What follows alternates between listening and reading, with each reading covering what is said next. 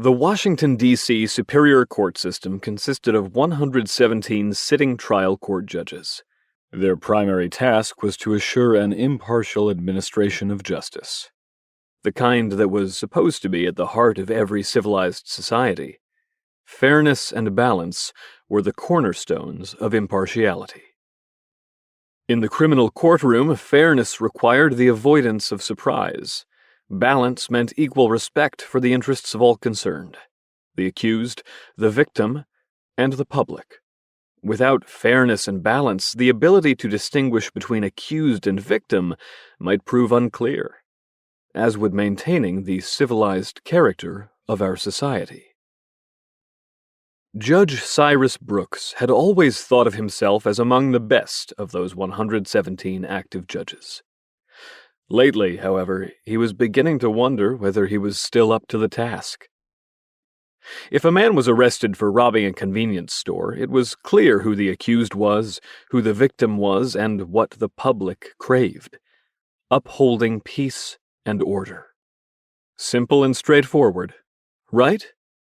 Easy for any disciplined and competent judge to impartially manage his courtroom to achieve the correct outcome. Right? But what if the accused had been down on his luck, destitute, try as he had, unable to find a job? What if all he had been doing when caught was stealing a loaf of bread and a carton of milk to feed his kids?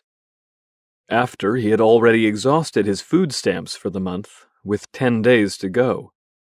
What if he wasn't carrying a weapon when he entered the convenience store, but the proprietor was, and hadn't hesitated to use it?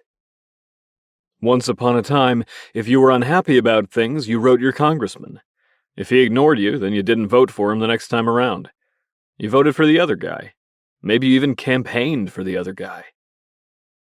But what if the problem you were unhappy about was your congressman? What if you thought he wasn't doing his job? Worse, what if you thought he was on the take, corrupt? And what if the other guy was just as bad? Then what? Brooks knew you couldn't just take matters into your own hands, go out and shoot someone just because you were unhappy with something, let alone shoot a whole bunch of people you didn't even know. Or could you? More and more, there were those today who seemed quite willing to do precisely that, to kill complete strangers just because. That was the crux of what had been troubling Brooks of late.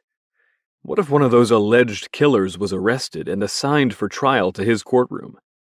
Could he still assure the accused, the families of the victim, or victims, and the people of D.C. that he remained able to impartially administer a fair and balanced trial? Could he genuinely suppress his personal views in the face of everything else going on in our society today? Easy to ask the questions, not so easy to answer them. Once upon a time, Brooks had no trouble remaining impartial and objective when presiding over his courtroom, at all costs and under all circumstances, subordinating his own personal views whenever running his courtroom, no matter what. Of late, however, Brooks was finding it more and more difficult to achieve that necessary impartiality. He wondered if his recent doubts and concerns suggested it was time for him to step down from the bench, to retire, to pass the baton to someone else. Perhaps he had already waited too long.